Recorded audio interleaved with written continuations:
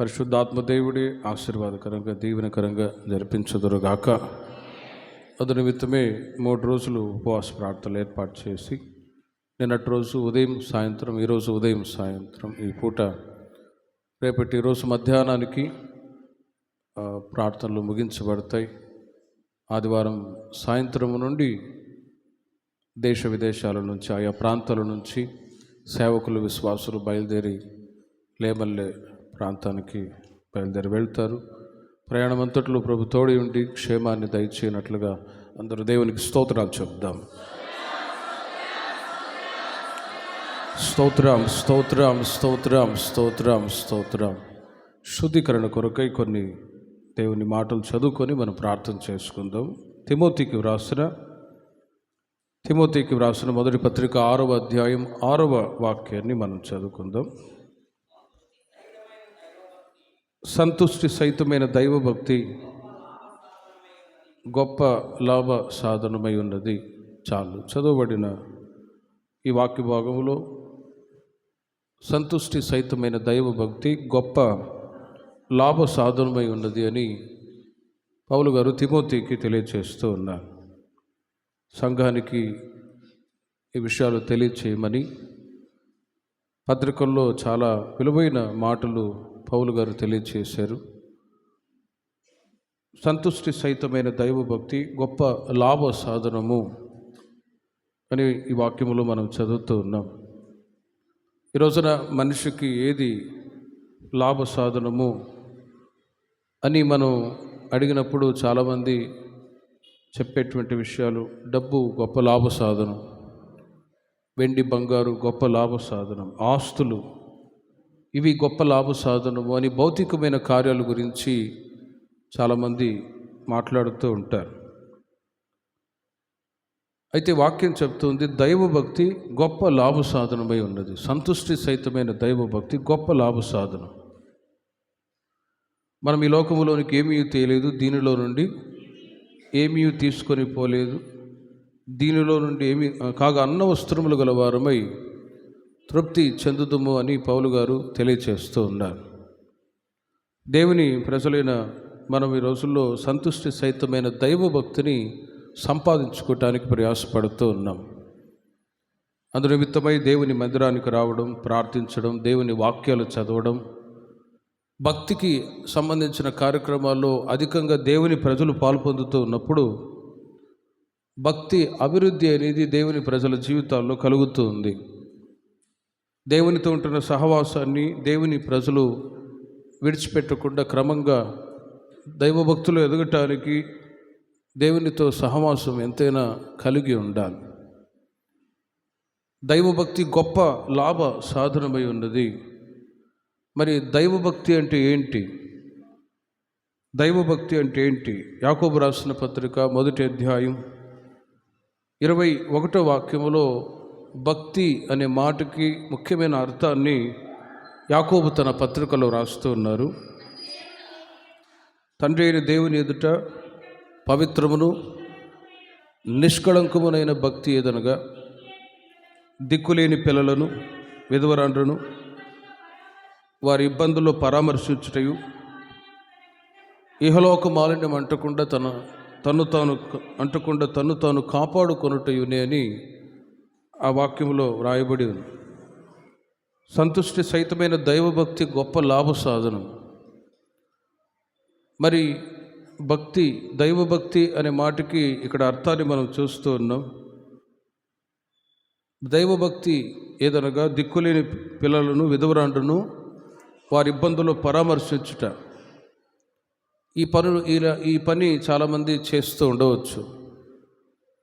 దిక్కులేని పిల్లలు, విధవరాండ్రు వారు ఎవరైనా కనబడితే వారు హెల్ప్ అడిగినప్పుడు సహజంగా వారికి కావాల్సినవన్నీ సమకూర్చి పరామర్శించే వాళ్ళు ఉన్నారు. ఇది జనరల్గా ఓ సోషల్ వర్క్ లాగా చేసేవాళ్ళు చాలామంది ఉన్నారు. పిల్లల్ని పోషించడం ఇవన్నీ కూడా, దిక్కులేని పిల్లల్ని ఇలా. కానీ రెండవ మాట చాలా ప్రాముఖ్యమైనది. ఇహలోక మాలిన్యం అంటకుండా తన్ను తాను కాపాడుకొనుటయనే దైవభక్తి. ఇది చాలా ప్రాముఖ్యమైన మాట. ఇహలోక మాలిన్యం అంటకుండా తన్ను తాను కాపాడుకోవడమే దైవభక్తి. మరి దేవుని ప్రజలైన మనం ఈ లోక మాలిన్యం అంటకుండా కాపాడుకునే అనుభవాన్ని బట్టి భక్తులు ఎదగటానికి అవకాశం ఉంటుంది. గతంలో లోకంలో ఉన్నప్పుడు ఇహలోక మాలిన్యము చేత జీవిస్తూ ఉండేవాళ్ళు. కానీ క్రీస్తులోనికి వచ్చిన తర్వాత ఇహలోక మాలిన్యములో నుండి పరిపూర్ణంగా విడుదల చేయబడ్డాం. ప్రభు మార్గంలో నడిపించబడుతూ ఉన్నాం. ఇహలోక మాలిన్యం అనేది లేకుండా నడిపించబడుతూ ఉండేవాళ్ళు.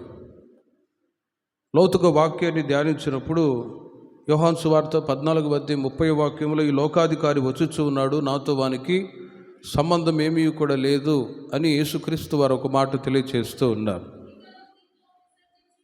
ఇకను మీతో విస్తరించి మాట్లాడను, ఈ లోకాధికారి వచ్చుచూ ఉన్నాడు, నాతో వానికి సంబంధం ఏమీ లేదు అని అక్కడ తెలియచేస్తూ ఉన్నారు. ఇహలోక మాలిన్యాన్ని కలుగజేసేది సాతానుగాడు. ఈ లోకంలో ఉంటున్న కార్యాలు ఒక వ్యక్తిని మాలిన్యానికి గురి చేస్తూ ఉంది.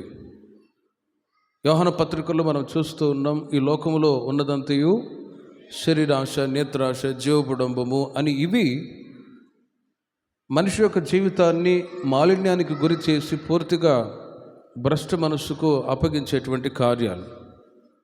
మరి వాటి నుంచి విడుదల పొంది దైవభక్తి లోనికి దేవుని ప్రజలు రాబడుతూ ఉన్నారు. కాబట్టి ఈ రోజుల్లో దైవభక్తిని దేవుని ప్రజలు గొప్ప లాభముగా ఎంచుకొని సంపాదించుకోవటానికి మనం ప్రయాసపడదుముగాక. అయితే లోక సంబంధమైన కార్యాలు అవి గొప్ప లాభ సాధనము అని అనుకుంటారు. మరి లోక సంబంధమైన కార్యాలు అవి ఎంత ఉన్నా కూడా మనిషికి సరిపోదు. మామూలుగా మీడియాలో మీరు చూస్తూ ఉంటారు, ఒక ఉద్యోగం చేస్తూ ఉన్న వ్యక్తి అతనికి లక్షల్లో ఉద్యోగం వస్తుంది, అయినా కూడా ఇంకా డబ్బు కావాలని లంచాలు తీసుకొని పట్టుబడి సిగ్గుతూ ముఖాన్ని కప్పుకొని వెళ్ళిపోయే వాళ్ళు ఉన్నారు. ఉద్యోగము పోయింది, అవమానం కూడా కలుగుతుంది. మరి ఎందుకు అలా అంటే, ఈ లోక సంబంధమైన మాలిన్యం, డబ్బు ఇవి ఉంటే ఏమైనా చేయవచ్చు అన్నట్లుగా మనిషి ఈ లోక సంబంధమైన కార్యాలు, లోక సంబంధమైనవి గొప్ప లాభ సాధనం అని అనుకుంటారు. వాటిని బట్టి మనిషికి తృప్తియే లేదు.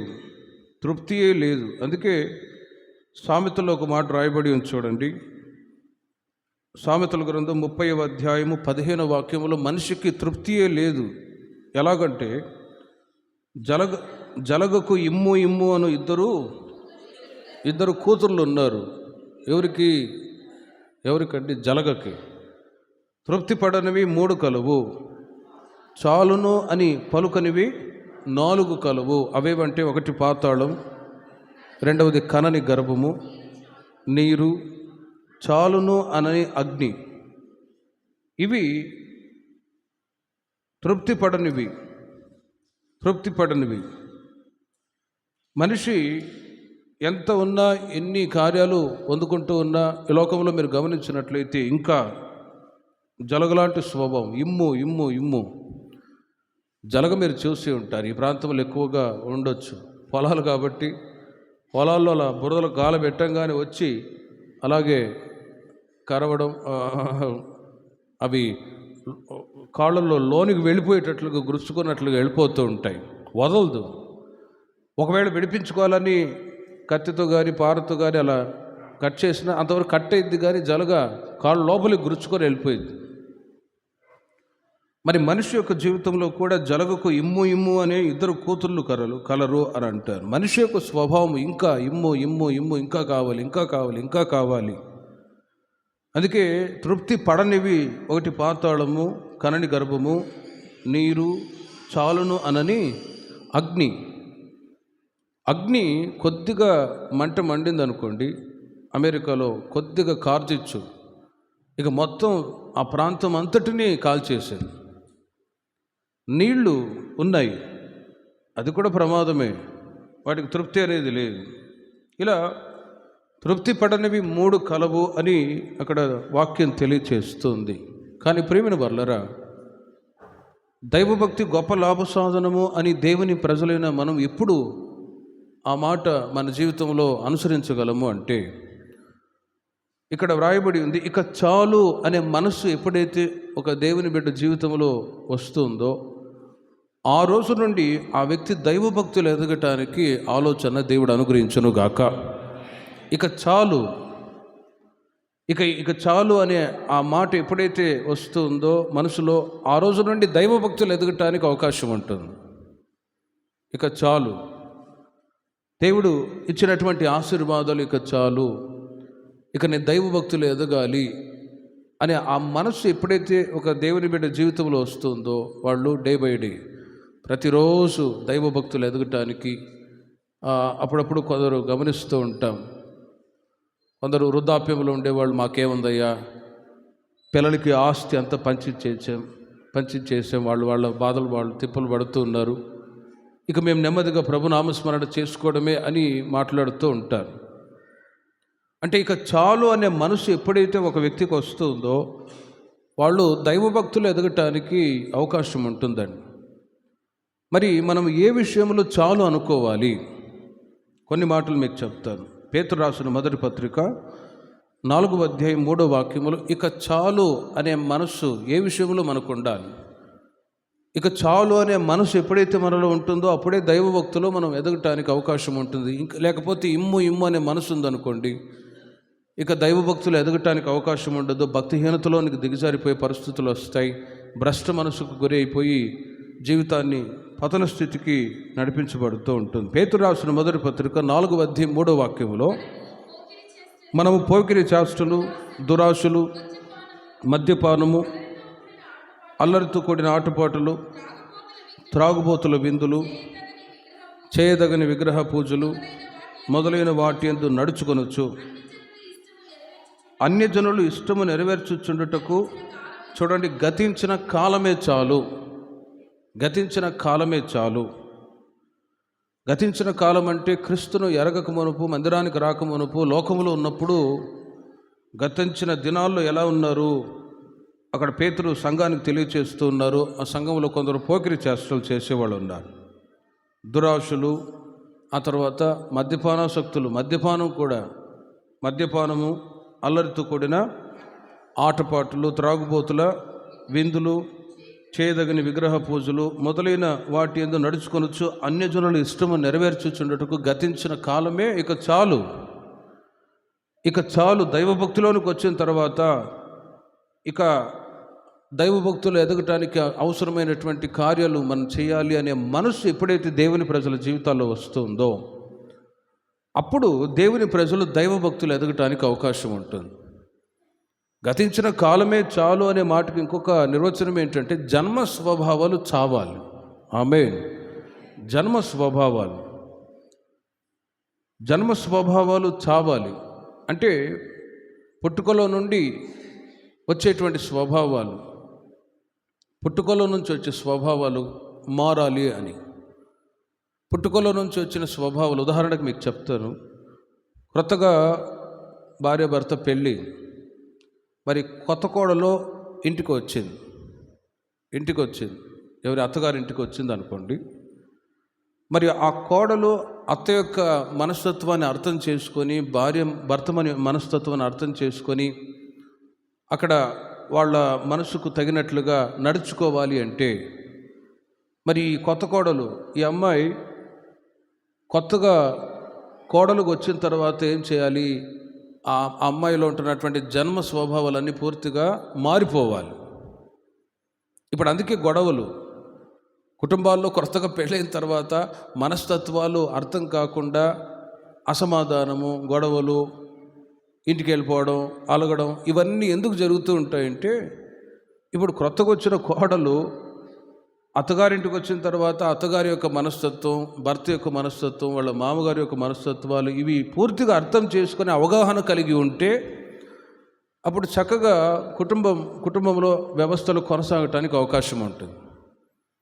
మరి ఆ మనస్తత్వాలు అర్థం కానప్పుడే అత్త మామ ఉంటారు, ఏదైనా ఒక మాట అంటారు, నువ్వు నాకేం చెప్పడం అని రివర్స్ అవుతారు.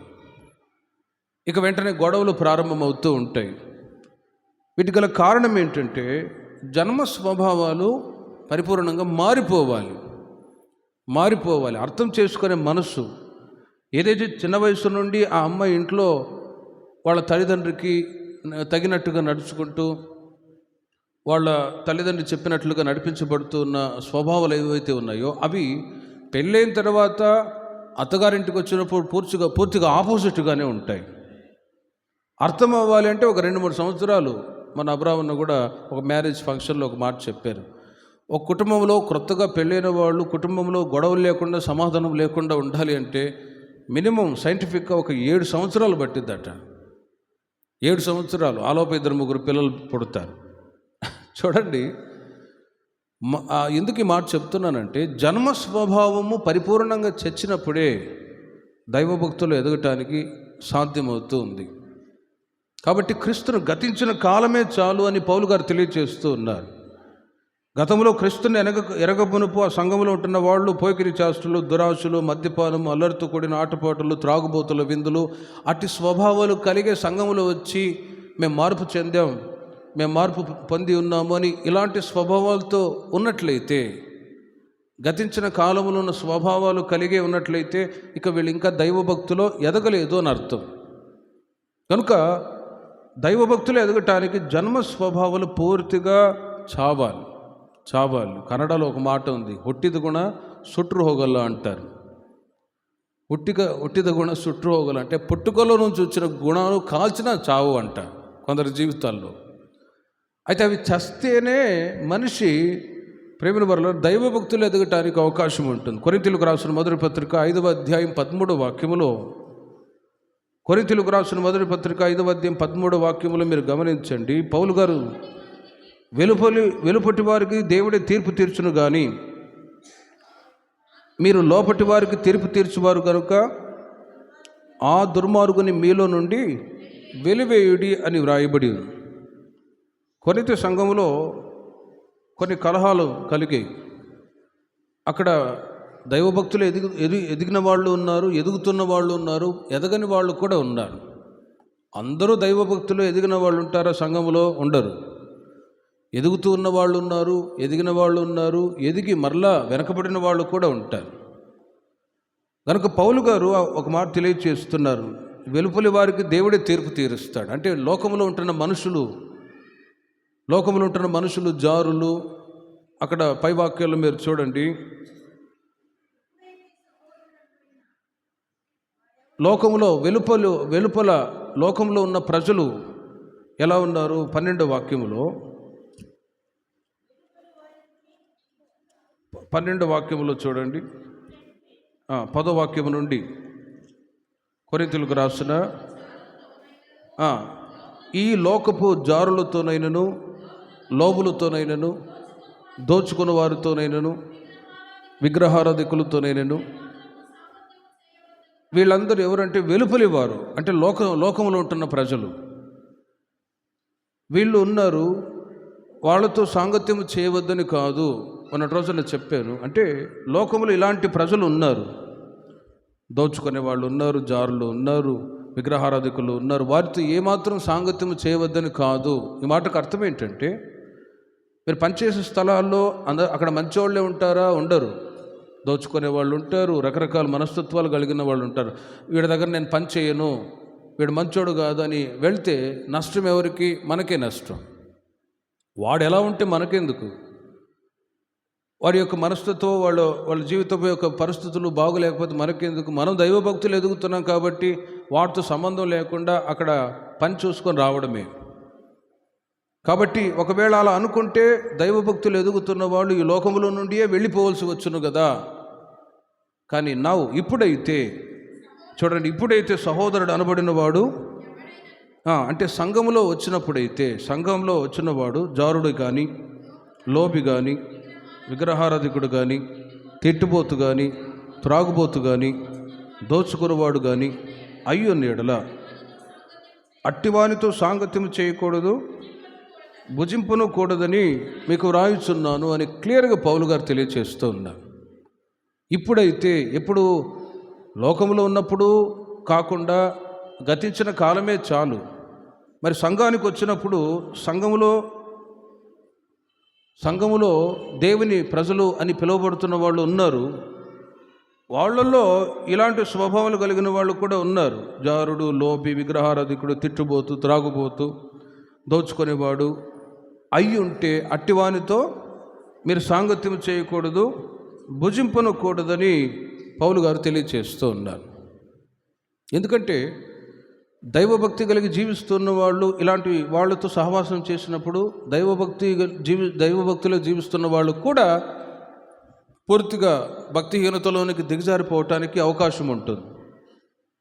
కనుకనే సంఘంలో కూడా తోటి విశ్వాసులతో సహవాసం చేసేటప్పుడు ఈ లిస్టులో ఉన్న వాళ్ళు ఎవరైనా ఉన్నారనుకోండి, వాళ్ళకి మీరు దూరంగా ఉందరుగాక. క్లియర్గా నేను చెప్పట్లేదు, పౌలు గారే చెప్తున్నారు. ఇవన్నీ ఫ్రాంక్గా బైబిల్లో మనం ధ్యానిస్తూ రావాలి. అందరూ భక్తి కలిగిన వాళ్ళు ఉన్నారా? కాదు. ఇలాంటి స్వభావాలు కలిగిన వాళ్ళు ఉంటారు. భక్తిలో జీవిస్తున్న వాళ్ళను కూడా చెడగొడతారు. కాబట్టి మీ భక్తిని మీరు జాగ్రత్తగా కాచుకొందురుగాక. గతించిన కాలమే చాలు. ఆ జన్మ స్వభావాలన్నీ పూర్తిగా చచ్చిపోయి నవనూతనమైన స్వభావాలు ధరించుకొని ఇటు వారితో సాంగత్యం చేయకుండా జాగ్రత్త పడి సంఘములో వచ్చిన వాళ్ళు కూడా ఉంటారు. వాళ్ళు ఎవరో గుర్తుపెట్టి వాళ్ళ మాటలు, వాళ్ళ పద్ధతులు, ఎవ్రీ యాక్టివిటీస్ గుర్తెరిగి వారికి దూరంగా దేవుని ప్రజలు వ్యక్తిగతంగా భక్తి అభివృద్ధిలో ఎదగటానికి దేవుడు సహాయం దయచేయుదురుగాక. హెబ్రీయులకు రాసిన పత్రిక 13వ అధ్యాయం 5వ వాక్యం. ధనాపేక్ష లేని వారై మీకు కలిగిన వాటితో తృప్తి పొందియుండుడి. చూడండి, ఇక చాలు, ఉన్న ధనమే చాలు. మనిషి బ్రతకటానికి ధనం అవసరమే, కాదనట్లేదు. కానీ ధనాపేక్ష అనేది చాలా పెద్ద ప్రాబ్లం. తిమోతికి రాసిన మొదటి పత్రిక 6వ అధ్యాయం 10వ వాక్యంలో మీరు చూడండి, బ్రతకటానికి డబ్బు అవసరమే, కానీ ధనం అవసరం, ధనాపేక్ష. ఎందుకంటే ధనాపేక్ష సమస్త విధములైన కీడులకు మూలము. కొందరు దానిని ఆశించి విశ్వాసము నుండి తొలగిపోయి నానా బాధలతో తమను తామే పొడుచుకొని చచ్చిరి. చూడండి, ధనం అవసరమే, కానీ ధనం పెరిగే కొలది ప్రాబ్లమ్స్ కూడా ఎక్కువ అవుతాయి. దాన్ని కాజేసే వాళ్ళు కూడా రెడీగా ఉంటారు. అందుకే ఒకటేంటంటే, ఒకళ్ళు చెప్పారు, పెద్దోళ్ళు అంటే మనకు ఏది ఉన్నా కూడా ఎవరితో చెప్పుకోకూడదు అని అంటారు. ఎంత ఆస్తి, ఎంత డబ్బు ఉంది అని రివీల్ చేసుకోకూడదు. చేశారా, ఓహో వీళ్ళ దగ్గర డబ్బు ఉంది, వేసేయాలి అని అంటారు. ఎక్కడో ఎవరో కాదు, ఇంట్లో ఉన్న వాళ్ళు, తోబుట్టువులే. ఈ రోజుల్లో సమాజంలో మీరు గమనిస్తే ఆస్తుల కొరకు సొంత అక్కని, చెల్లిని, తండ్రిని, తల్లిని చంపేవాళ్ళు కూడా లేకపోలేదు. కనుకనే నాకు ఇంత ఆస్తి ఉంది, ఇంత డబ్బు ఉంది అని ఎప్పుడు కూడా ఎవరు కూడా చెప్పుకోకూడదని ఒక పెద్దోళ్ళు అడ్వైస్ ఇచ్చారు. అది మంచిదే. ఎందుకంటే అది తెలిసిందనుకోండి ఏమైనా చేయవచ్చు. అందుకే ధనాపేక్ష సమస్త విధములైన డబ్బు ఎంత అవసరమో అంతే కీడు కూడా కలగటానికి అవకాశం ఉంటుంది. కాబట్టి ప్రియమైన వర్లరా, ఉన్న వాటితోనే తృప్తి చెందే అనుభవం ఎంతైనా మంచిది అని వాక్యం చెబుతుంది. కొందరు ధనాన్ని అపేక్షించి ఇంకా సంపాదించాలి మంచిదే ఒకవైపు. కానీ ఆ సంపాదన పెరిగే కొలది కష్టాలు, సమస్యలు, పోరాటాలు కూడా ఎక్కువ అవుతూనే ఉంటాయి. అలాగని సంపాదించడం మానమని వాక్యం చెప్పట్లేదు, కానీ అవసరమే.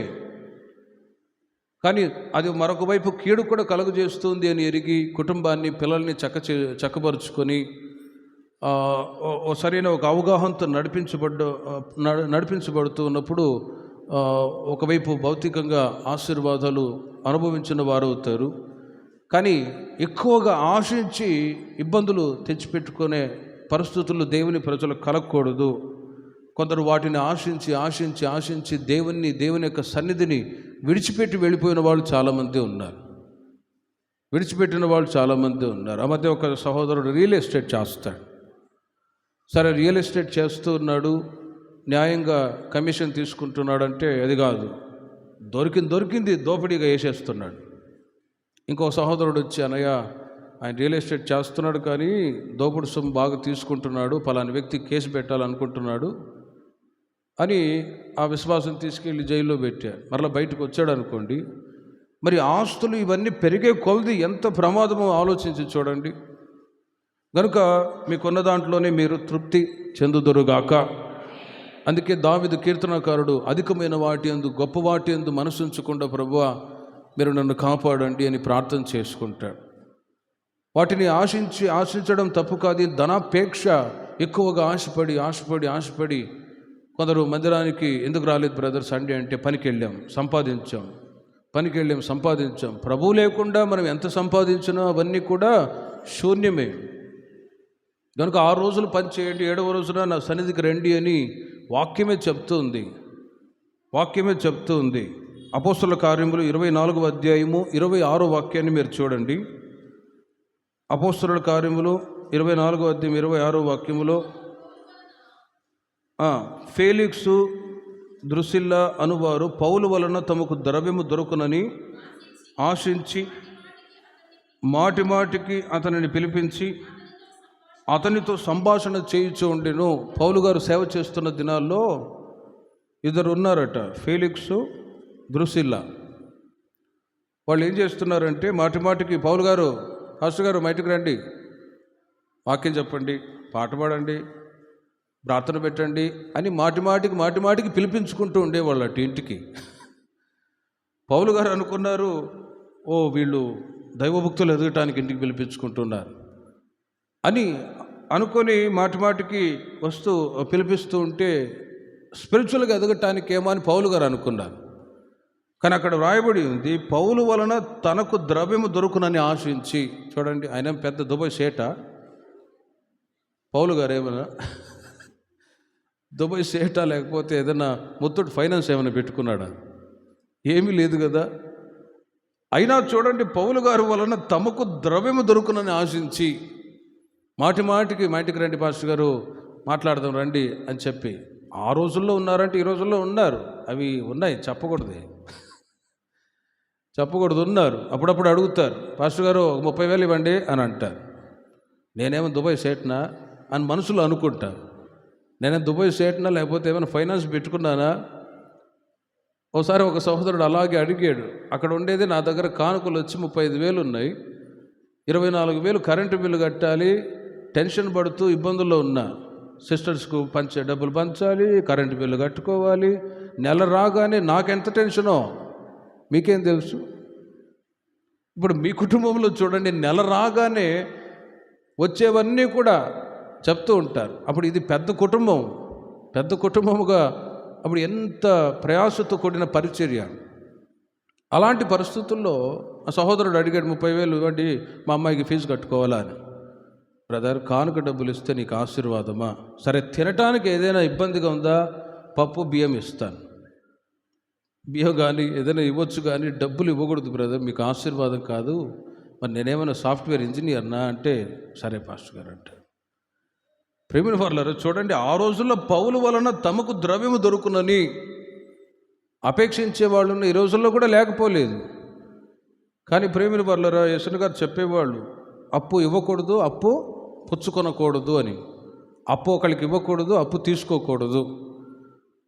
ఒకవైపు సేవకుల్ని అడిగి తీసుకునేవాళ్ళు, ప్రయాసపడేవాళ్ళు, వీళ్ళకేమిలే అన్నట్టుగా ఆలోచించి దురాలోచనతో ఉండే విశ్వాసులు కూడా ఉన్నారు. మరి రేపల్లెలో కూడా ఉన్నారో లేదో నాకైతే తెలియదు, ఇంకొక 6 నెలలు పోవాలి. దురాలోచనతో ఆలోచించే వాళ్ళు ఉన్నారు. నేనేది వాక్యానుసారంగానే ప్రతిదీ చెప్తున్నానండి. మరి విశ్వాసుల మధ్యలో కూడా కొందరు అప్పు తీసుకుంటారా? అక్కడ ఆ విశ్వాసి కొద్ది రోజులకి ఒకసారి మీకు చెప్పాను, చిలకలూరుపేటలో శాంతమ్మ అనే ఒక ఆమె ఉండేది. ఆమె సబ్బుల వ్యాపారం పెట్టింది మందిరంలో. 5,000 రూపాయలకి ఇంత ప్యాకేజీ డబ్బా, ఒక బాక్స్ ఇచ్చి దాంట్లో షాంపు డబ్బాలు, సబ్బులు అన్నీ 5,000 ప్యాకేజీ లాగా అమ్ముతుంది. నాకు తెలియదు. చూస్తే మందిరం అయిపోయిన వెంటనే ఆడ వెనక కూర్చొని బిజినెస్ చేస్తుందంట. నాకు తెలియదు. కొద్ది రోజులకి ఒక విశ్వాసి మందిరానికి రాలేదు. ఏంటి బ్రదర్ మీరు చర్చికి రావట్లేదు అంటే, వస్తానులే అన్నాడు. ఈ చెప్పు ఏమైంది ప్రాబ్లం అంటే, మందిరానికి వస్తే ఆమె షర్ట్ పట్టుకొని కొడతాను అన్నదన్నా. ఇక అందుకే భయపడి, శాంతమ్మ పేరే కానీ నోరు తెరిస్తే ఇక అంతే, నోరు బొంబాయి. ఇక భయపడిపోయి నేను రావట్లేదన్నా అంట. ప్రేమిన వర్లరా, వ్యాపారాన్ని బట్టి ఇచ్చుకొని పుచ్చుకొనడం ద్వారా చూడండి, ఆ వ్యక్తి దైవభక్తులు ఎదగటానికి, మందిరానికి రావటానికి భయపడుతూ ఉన్నాడు. కనుక సంఘములో ఇలాంటి బిజినెస్ కార్యక్రమాలు యేసుక్రీస్తు వారు అందుకే అంటూ ఉన్నారు, నా మందిరాన్ని మీరు దొంగల గుహగా చేసి తిరిగి, నా మందిరం సమస్త జనులకు ప్రార్థనా మందిరం అనబడును. రావాలి, భక్తులు ఎదగటానికి ప్రయాసపడాలి, దైవభక్తులు కొనసాగటానికి ఇష్టపడాలి. కానీ చర్చికి వచ్చి డబ్బులు ఇవ్వడము, పుచ్చుకోవడము, వడ్డీ వ్యాపారాలు చేశారా, ఇక అంతే. భౌతికంగా డబ్బు రావచ్చు, వడ్డీ రావచ్చు, కానీ భక్తి అనేది పూర్తిగా కోల్పోయే పరిస్థితుల్లోకి వస్తారు. నేను బిజాపూర్లో సేవ చేస్తున్నప్పుడు కూడా అలాగే జరిగింది. ఒక సహోదరి, కన్నడ ఆమె, పాత విశ్వాసి ఏమో కొత్త విశ్వాసి దగ్గర 20,000 తీసుకున్నదట. ఈ పాత విశ్వాసి ముదురు అనమాట. 20,000 తీసుకున్నది, 2 నెలలు అయింది, 3 నెలలు అయింది, డబ్బు ఇవ్వలేదు. ఆమెమో కొత్త విశ్వాసి, కన్నడ ఆమె. ఇవ్వకపోగా నా దగ్గరకు వచ్చింది, అన్నవరే నీవే ఇసుకోడ్రి అన్నది. నీవే ఇసుకోడ్రి అంటే మీరు ఇప్పించండి అని అర్థం. ఏమైందమ్మా అంటే, పలాని విశ్వాసి 20,000 తీసుకున్నది, మరి ఆమె డబ్బులు తిరిగి ఇవ్వలేదు అని బాధపడింది. ఆమెను అడిగితే ఇక గొడవలు వచ్చాయి. ఇలా ప్రేమిన వారు దైవభక్తిని కోల్పోవటానికి కారణం ఏంటంటే ఇక్కడ ఈ యొక్క బిజినెస్సే. అందుకే వీటికి ఎక్కడా మనం సంఘాల్లో చోటు ఇవ్వం. ఒకవేళ సేవకులకు తెలిసి అలా చేసుకున్నా దైవభక్తిని కోల్పోతారు. డబ్బు రావచ్చు, అన్నీ రావచ్చు, కానీ అందుకే సంఘానికి వచ్చినప్పుడు విశ్వాసులు ఫెలోషిప్ ఉండాలి, కానీ ఫ్రెండ్షిప్ ఉండకూడదు. ఎవరి హద్దులో వాళ్ళు ఉంటూ, మందిరానికి వచ్చామా, ప్రార్థనలు ఎదిగామా అని మీ లిమిట్లో మీరు ఉండి వెళ్ళిపోయి చూడండి, దైవభక్తిలో మీరు ఎదుగుదురుగాక. ధనాపేక్ష కలిగి వాళ్ళకి ఇవ్వాలి, వీళ్ళకి ఇవ్వాలి, డబ్బు అనుకున్నారనుకోండి. తమిళ్లో పణమెండ్రాలు పెణము వాయి తెరుక్కుమని ఒక మాట. డబ్బు అంటే చచ్చిపోయిన శవం కూడా లేచి వచ్చిందట. డబ్బు బ్రతకటానికి అవసరమే, కాదనట్లేదు, కానీ అధికమైన ఆశతో అందుకే వాక్యంలో రాయబడి ఉంది, కొందరు దానిని ఆశించి విశ్వాసము నుండి తొలగిపోయి నానా బాధలతో తమను తామే పొడుచుకొని చచ్చిరి. నేను గోవాలో సేవ చేస్తున్నప్పుడు కూడా ఒక సండే ఆరాధన జరుగుతుంది. ఆరాధన అయిపోయింది, ముందు గొడవలు. ఒక ఆయన ఏమో ఆంధ్ర మనిషి, ఒక ఆయన రాజమండ్రి, ఒక ఆయన కాకినాడ. నా 10,000 ఇస్తావా లేదా అని గొడవ. ఏంట్రా గొడవ చూడిపో అంటే, ఒక ఆయన 10,000 ఇచ్చాడట, ఆయన ఇవ్వలే, వాళ్ళ భార్యకు తెలియకుండా ఇచ్చాడంట. సరే, ఆ గొడవ ఏంటో రోడ్డు మీద కొట్టుకోండి, ఇక్కడ కాదు, బయలుదేరమని చెప్పాను. ఇలా సంఘములో ధనాపేక్ష, వాటి వలన చూడండి ఎంత నష్టాలు వస్తూ ఉంటాయో. ఎందుకు ఈ మాటలు చెప్తున్నానంటే, వీటిని ఆశించి కోరుకొని ఇబ్బందులు పాలైన వాళ్ళు ఉన్నారు. ముఖ్యంగా దైవభక్తిని విడిచిపెట్టిన వాళ్ళు ఉన్నారు విశ్వాసులు. కాబట్టి అట్టి వాటికి మీరు దూరంగా ఉందురుగాక. అట్టి వాటికి దూరంగా ఉండి మీ యొక్క లిమిట్లో ఉండి, praise Lord brother, praise Lord sister, praise Lord అమ్మ అని ఎంత మీ లిమిట్లో మీరు ఉండి వెళ్ళిపోయారు అనుకోండి, దైవభక్తిలో మీరు ఎదగటానికి అవకాశం ఉంటుంది. లేకపోతే మందిరానికి వస్తేనే నాకు అసమాధానం అని చెప్పే విశ్వాసులు కూడా ఉన్నారు. కారణం ఏంటంటే, సహవాసం అది దైవికమైన సహవాసం కాదు, కానీ ఫ్రెండ్షిప్గా మారిపోతూ ఉన్నప్పుడే ఈ వ్యవహారాల వలన అసమాధానాలు, దైవభక్తి లేకుండా తిట్టుకోవడం, ఈ లోక సంబంధమైన కార్యాలన్నీ మరలా ఎంటర్ అవుతాయి. కనుక మీకున్న ధనమే మీకు చాలును. ఆమె చెప్పండి. మీకున్న డబ్బే, మీకున్న ఇల్లే చాలు. మీకున్న వాహనాలు ఏవున్నాయో వాటితోనే మీరు తృప్తి చెంది ఉందురుగాక. లూకాసు వార్త 3వ అధ్యాయం 14వ వాక్యం. లూకాసు వార్త 3వ అధ్యాయం 14వ వాక్యం. సుంకరులతో చెప్పిన మాటలు ఏంటంటే, సైనికులను మేమేమి చేయవలడని అతను అడిగిరి. అందుకు, ఎవరిని బాధ పెట్టకయు, ఎవరి మీదను అపనింద వేయకయు మీ జీతములతో, చూడండి, మీ జీతమే చాలు.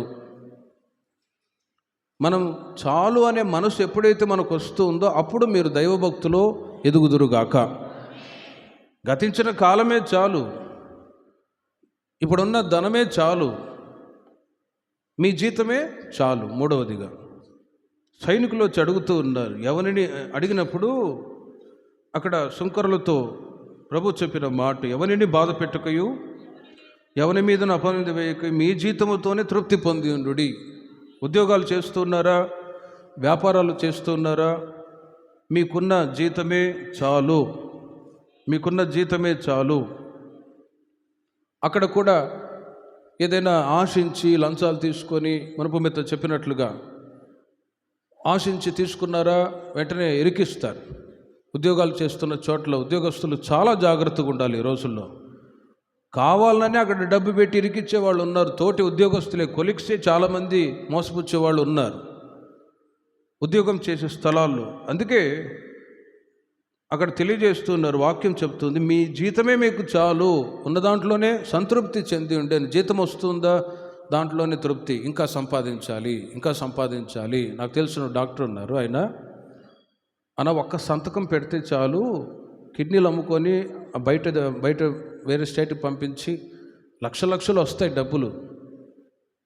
కానీ పట్టుబడితే మాత్రం ఇక ఉద్యోగం పోయింది, జీవితకాలం అంతా ఇక ఉద్యోగం చేసే పరిస్థితి లేదు అని అంట. కాబట్టి ఉద్యోగం చేస్తున్న వాళ్ళు మీకున్న జీతమే మీకు చాలును అందురుగాక. మార్కు సువార్త 14:41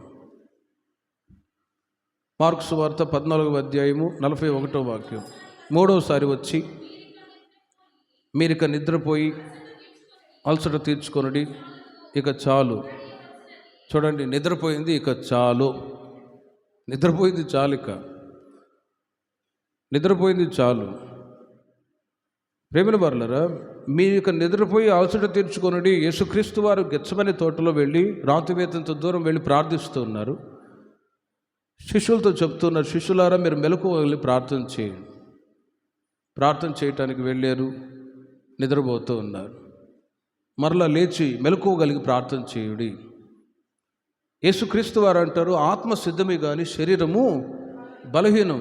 ఆత్మ చెప్తుంది మోకాళ్ళని ప్రార్థన చేయి, 2 చేతులు ఎత్తి గట్టిగా స్తోత్రం హల్లెలూయా చెప్పు అని ఆత్మ ప్రేరేపించి చెప్తూ ఉంటుంది. శరీరం ఏం చెప్తుంది, నీ వల్ల కాదులే, కూర్చో, సతికిలపడు, పడుకొని ప్రార్థన చేయి అని. శరీరం చూడండి లేజినెస్. ఆత్మ సిద్ధమే కానీ శరీరం బలహీనం. మీరు వెళ్ళి ఇక అలసట తీర్చుకోండి, ఇక చాలు, గడియ వచ్చి ఉన్నది. ప్రేమిన వారలారా, శోధనలు రాకుండా ఉండాలి అంటే మెలకువతో మనం ప్రార్థన చేయదుము కాక. మెలకువతో మనం ఎంత ప్రార్థన చేస్తామో అంతగా కుటుంబంలో మెలకువ కలిగి ప్రార్థన చేయటం ద్వారా ప్రతి శోధనలో నుండి దేవుడు తప్పించి కాపాడుదురుగాక. ఇక నిద్రపోయింది చాలు, నిద్ర అవసరమే, ఇక నిద్రపోయింది చాలు. ప్రార్థన సమయంలో ప్రార్థన. కొందరు ప్రార్థనలో నిద్రపోతూ ఉంటారు, వాక్యం చెప్పేటప్పుడు నిద్రపోతూ ఉంటారు. ఐతుకనే యవనస్తుడు చూడండి, నిద్రపోయాడా, 3వ అంతస్తు నుంచి పడి చచ్చిపోయాడు. పోవటం ద్వారా వచ్చే ప్రమాదం. ఆ మధ్య గోదావరి బ్రిడ్జ్ మీద ట్రైన్ వెళ్తూ ఉందట. సడన్గా క్రాసింగ్ వచ్చింది, ఆగింది ట్రైన్. ఒక ఆమె ఒక చిన్న బాబుని చేత్తో పట్టుకొని సీట్లో పడుకొని నిద్రపోతుంది. ఆ గోదావరి బ్రిడ్జ్ మీద సడన్గా ఆగేసరికి ఇక్కడ ఇదే స్టేషన్ వచ్చిందని చెప్పి గబాలను లేచి తలుపు తీసి ఆమాంతను దూకి 2 చచ్చిపోయారట. అంటే నిద్రపోవటం ద్వారా వచ్చే ప్రమాదం చూడండి, నిద్ర.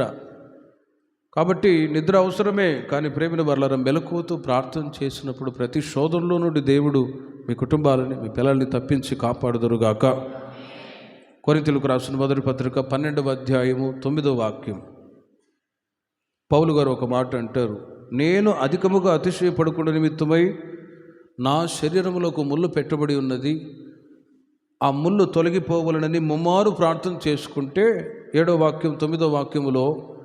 పౌలు గారు ఆ ముళ్ళు తొలగిపోవాలని ముమ్మారు ప్రార్థన చేసుకుంటున్నాడు. ప్రభువా, ఈ ముళ్ళు నాలో నుండి తీసివేయి, ఈ ముళ్ళు నాలో నుండి తీసివేయి, ఈ ముళ్ళు నాలో నుండి తీసివేయి అని ప్రార్థన చేయగానే ప్రభు జవాబిస్తూ ఉన్నాడు, నా కృప నీకు చాలును. హల్లెలూయా. దేవుని యొక్క కృప చాలు, ఇక దేవుని యొక్క కృప చాలు. దేవుని ప్రజలైన మీ కుటుంబాల్లో ఆశీర్వాదాలు ఉంటాయి, మరొక వైపు శ్రమలు కష్టాలు కూడా ముళ్ళులాగా ఉంటాయి. ఇక్కడ ముళ్ళు అంటే ఏదో కంప చెట్లలో ఉండే ముళ్ళు గుచ్చుకోలేదు. ముళ్ళు అంటే ఒక శ్రమ, కష్టము, నింద, అవమానాలు, బాధలు, సఫరింగ్స్. ఇవి పౌలు గారి జీవితంలో ఎదురయ్యాయి. అయినా కూడా కృపచేత బలపరచబడుతూ ఉన్నాడు. అధికముగా అతిశయపడకుండా నిమిత్తం పౌలు గారు అంటారు, పౌలు గారు సౌలుగా ఉన్నప్పుడు క్రైస్తవులను హింసించేవాడు, బాధ పెట్టేవాడు. సౌలు పౌలుగా మారిన తర్వాత ఒక అతిశయంతో కూడిన ఒక మాట పలుకుతాడు. మిగతా అపోస్తలుల కంటే నేను జ్యేష్ఠుడను, నేను గొప్పవాడిని అన్నట్టుగా అతిశయంతో కూడిన మాట మాట్లాడతాడు. మరి ఒకవేళ అలాంటి మాటలు బట్టి ఏమైనా బలహీనతలు వచ్చాయో తెలియదు, కానీ నేను అధికముగా అతిశయపడకుండా నిమిత్తం నా శరీరంలోకి ముళ్ళు పెట్టబడి ఉన్నది. సేవలో తాను అనుభవిస్తున్న శ్రమలు చాలా ఉన్నాయి. ఒక లీస్టే రాస్తారు పౌలు గారు. ఆకలి దప్పులు, వస్త్రహీనత, ఎన్నో బాధ, కష్టాలు, నిందలు, అవమానాలు ఎన్నో వచ్చాయి అని. వీటన్నిటిని బట్టి ఆయన శరీరం బలహీనమైపోయి కృంగిపోతున్న పరిస్థితుల్లో పౌలు అంటారు, నా బాహ్య పురుషుడు కృషించుచు ఉన్న అంతరంగ పురుషుడు దినదినము బలపరచబడుచున్నాడని ఒక మాట అంటారు. ఒక బలహీనత, ఒక శ్రమ అనేది ఒక ముళ్ళులాగా పౌలు గారి జీవితంలో ఎదురైంది. మరి ఆ ముళ్ళు తొలగించుకోవాలి, శ్రమ నుంచి విడుదల పొందాలి అంటే కృప కావాలి. అందుకే పౌలు గారు ప్రార్థన చేసుకుంటున్నారు, ప్రభువా నాకు కృప దయచేయండి, నేను అధికముగా అతిశయపడకుండా నిమిత్తమై. ఈ మాటను బట్టి ప్రతి ఒక్కరి జీవితాలలో ఏదో ఒక వీక్నెస్, బలహీనత, ఒక ముళ్ళు అనేది ఖచ్చితంగా ఉంటుందండి. అది ఉంటేనే మనం మాట వింటాం. లేకపోతే ఇక్కడికి వస్తావా, ప్రభువా మీకు స్తోత్రం, నాకు ఆత్రం అని వెళ్ళిపోతారు. ఒక ముళ్ళు, ఒక కష్టము, నింద, అవమానం, బాధ అనేది దేవుడు పెట్టి ఇక్కడికి మిమ్మల్ని తీసుకొని వస్తూ ఉన్నారు. మరి అందులోనే నశింప చేయడు, కానీ అలాంటి అనుభవంలో మీరు కొనసాగుతూ ఉన్నప్పుడు మిమ్మల్ని ప్రార్థన చేసేటట్లు దేవుడు ప్రేరేపిస్తాడు. అందుకే పౌలు, నేను అధికముగా అతిశయపడకుండా నిమిత్తం నా శరీరంలోకి ముళ్ళు పెట్టబడి ఉన్నది అని అంటాడు. ప్రతి ఒక్కరి జీవితాల్లో ఒక ముళ్ళు ఉంటుంది. ఆ ముళ్ళు తొలగించుకోవటానికి ప్రార్థన చేస్తూనే ఉండాలి. అప్పుడే మీకు ఎదురైన ప్రతి శ్రమ నుంచి నా దేవుడు విడుదల దయచేదురుగాక. అలాంటి సఫరింగ్స్, ఆ శ్రమల నుంచి పౌలు గారు విడుదల పొందారు కనుకనే తిమోతికి రాసిన 2వ పత్రిక 4వ అధ్యాయం 7వ వాక్యములో మంచి పోరాడి తిని అని, నా పరుగు కడముట్టించి తిని అని ఒక గుడ్ టెస్టిమనీ, ఓ మంచి సాక్ష్యాన్ని పౌలు గారు చెప్పగలుగుతూ ఉన్నారు. మనము కూడా మంచి పోరాడాలి. మన కొరకు నీతి కిరీటాన్ని దేవుడు మనకు సిద్ధపరిచి ఉంచాడో వాటిని అవి ఇవ్వాలి అంటే, ప్రేమిన వారలారా, ఈ లోకంలో ఉన్నప్పుడు దైవ భక్తులో ఏది గొప్ప లాభ సాధనమో మీరు చూడండి. దైవ సంతుష్టి సహితమైన దైవభక్తి గొప్ప లాభ సాధనమై ఉన్నది అని ఎరిగి మీకున్న దాంట్లోనే మీరు తృప్తి చెందుతూ ఈ రోజుల్లో దైవభక్తిని సంపాదించుకోవటానికి మనమందరం కూడా ప్రయాసపడదుముగాక. ఇక చాలు అనే మనసు ఎప్పుడైతే మీలో ఉంటుందో అప్పుడు మీరు దైవభక్తికి అవకాశాన్ని ఇస్తారు. గతించిన కాలమే చాలు, మీకున్న ధనమే చాలు, ఆ తర్వాత మీకున్న జీతమే చాలు, ఇక నిద్రపోయింది చాలు, దేవుని యొక్క కృప చాలు అని చివరిగా ఈ కృపను బట్టి మనం బలపరుచుకోవాలి. విన్న మాటలను బట్టి చిన్న ప్రార్థన చేసుకుందాం. అందరం మోకరించి రేపటి రోజున బలలో